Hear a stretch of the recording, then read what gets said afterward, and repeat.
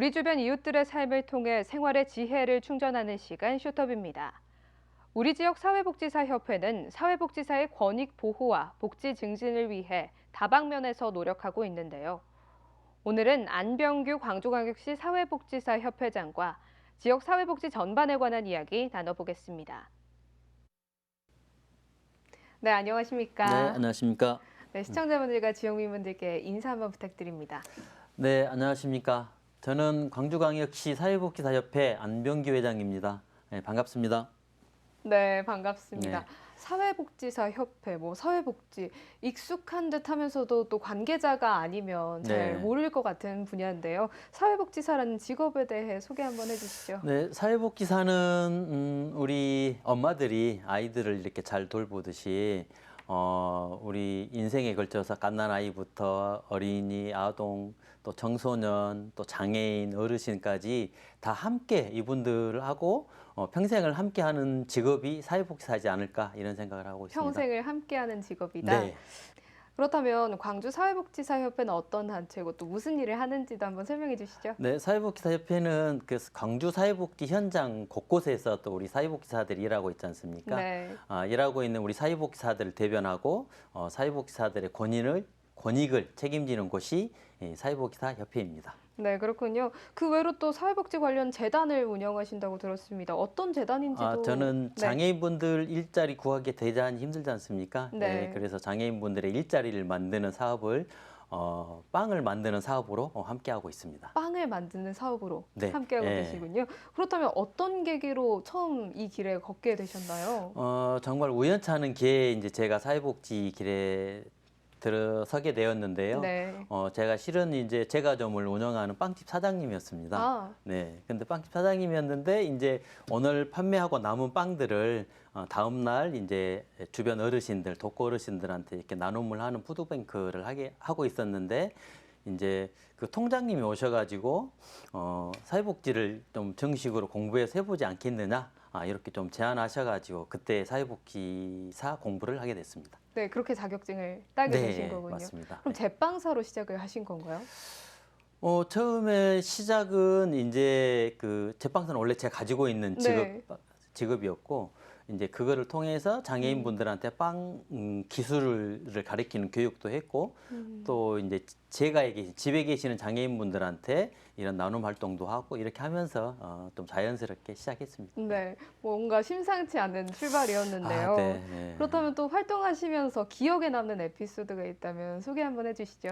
제가 이제 그 빵을 우리 장애인분들하고 같이 만드는데 어느 날 이렇게 보니까 우리 사회복지사들이 그 앞치마를 이렇게 다 매주고 있더라고요. 그래서 아니 왜 앞치마를 매주고 있느냐 했더니 우리 장애인분들이 앞치마를 이렇게 못 맨다고 하더라고요. 그때 이제 앞치마가 뒤로 이렇게 매는 앞치마였는데 뒤로 끈을 묶는. 네네. 네. 그래서 앞으로는 해주지 말고 교육을 시켜라 해서 본인이 스스로 매일 수 있게 좀 해봐라.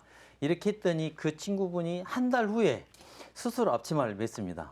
아, 그렇군요. 스스로 하는 방법을 가르쳐 주면서 네, 자립하는 가르쳐 방법을. 줬는데 이게 뒤로 하는 게 여전히 어렵잖아요. 네. 그래서 제가 하는 방법을 봤더니 이 책상 위에 앞치마를 올려놓고 먼저 묶습니다. 끈을. 그 다음에 이게 이제 앞치마를 이렇게 써서 앞치마를 착용하는 그런 모습을 보고 어떻게든 앞치마를 스스로 착용할 수 있구나.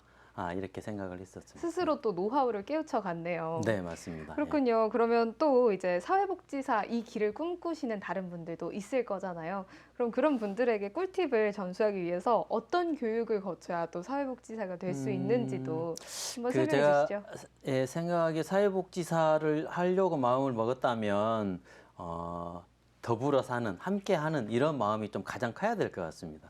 왜냐하면 이제 이게 사회복지사라는 것 자체가 혼자 하는 직업이 아니고 누군가를 위해서 뭔가를 하는 직업이다 보니까 맞아요. 혼자 하는 걸 좋아하시면 조금 하기 힘들고 여러 사람이 같이 함께 하는 걸 좋아하시는 분들이 사회복지사를 했으면 좋을 것 같고요. 이제 뭐 대학에서 사회복지학과 공부를 한다든지 이제 이런 방법들은 좀 여러 가지로 있습니다.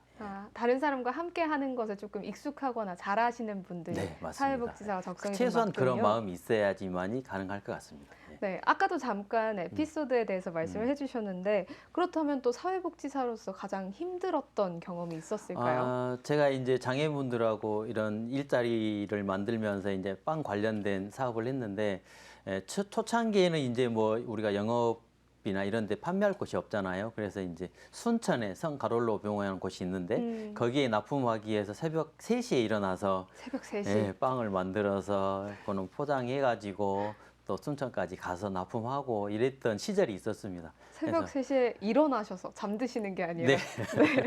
예, 그렇게 해서 지금은 46명의 장애인분들이 같이 근무할 수 있는 기반이 되었습니다. 예. 네.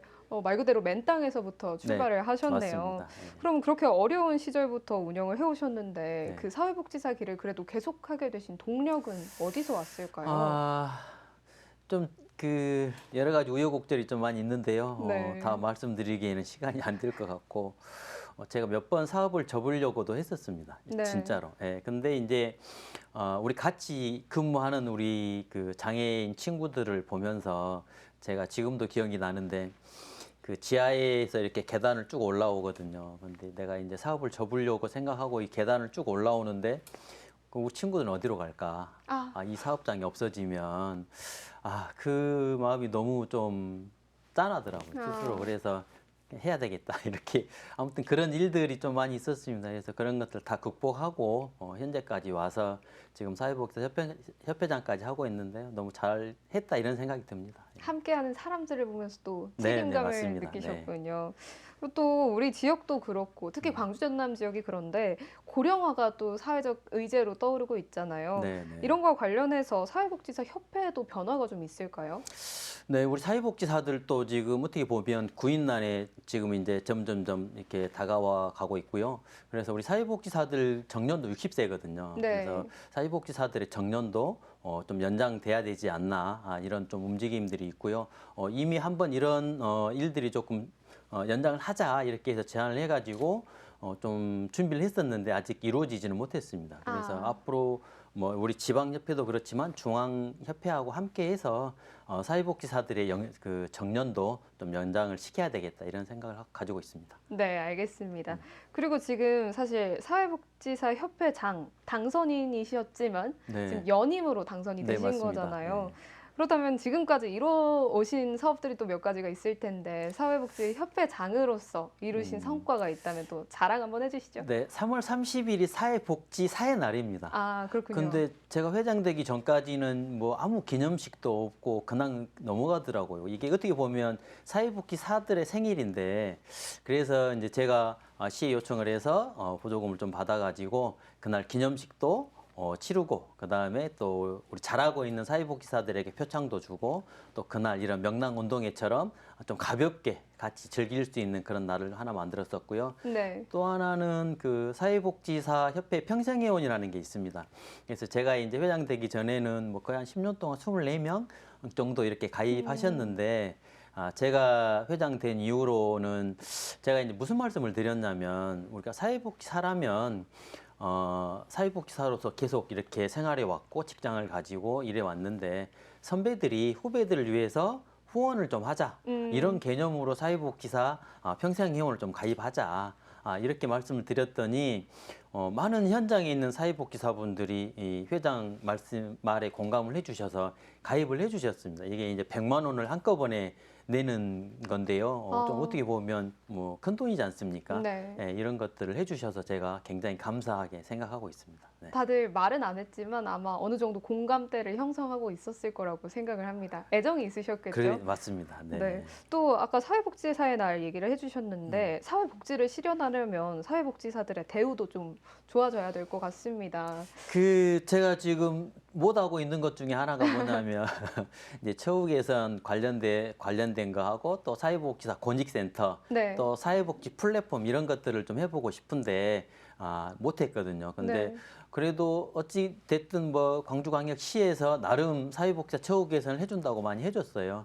하지만 여전히 현장에서는 여전히 많이 부족합니다. 이런 부분들. 그래서 앞으로도 사회복지사 처우 개선에 관련돼서는 좀 많이 관심 갖고 좀 많이 수준을 높여야 될 것 같고요. 또 이 권익지원센터라는 것은 우리 사회복지사들이 어려움을 당했을 때 어디에 하소연을 할 곳이 없잖아요. 이런 하소연할 곳 또는 또 든든한 그 버팀목이 될 곳, 비빔 언덕이 될 수 있는 곳이 권익지원센터거든요. 이것도 조금 반드시 좀 빨리 설치가 돼야 된다 이렇게 생각을 하고 있습니다. 협회장이 좀 열심히 해서 좀 설치할 좀 건의해서 할 수 있도록 그렇게 보겠습니다. 네, 네. 사회복지사 분들의 뭔가 비빌 언덕이 돼주시는 네, 예. 그런 계획을 갖고 계시군요. 협회가 그런 역할을 하는 곳입니다. 예. 네, 알겠습니다. 그럼 마지막 질문으로 넘어가서요. 협회장님께 복지란 어떤 존재입니까? 제가 좀 고민을 했습니다. 사회복지란 뭘까? 근데 다 함께 행복하게 잘 사는 것? 다 함께. 예. 그래서 중요한 거는 뭐 나가 행복이라는 것은 누구라도 다 꿈꾸고 있는 거고 뭐 추구하는 것이지만 나뿐만 아니라 주변 사람 같이 하게 할 수 있는 게 뭔지를 고민하는 게 사회복지지 않을까 싶습니다. 지금은 또 예전에는 선별적 복지여서 뭐 어려운 분들만 이렇게 해서 복지 혜택을 받았는데 지금은 보편적 복지지 않습니까? 네. 모든 분들이 다 이런 복지 혜택을 받아서 좀 행복한 사회가 됐으면 좋겠다 이런 생각을 하고 있습니다. 네, 맞습니다. 모두의 행복을 바라는 그 마음 잘 알았습니다. 네. 그럼 오늘 인터뷰 여기서 마치도록 하겠습니다. 고생하셨습니다. 감사합니다.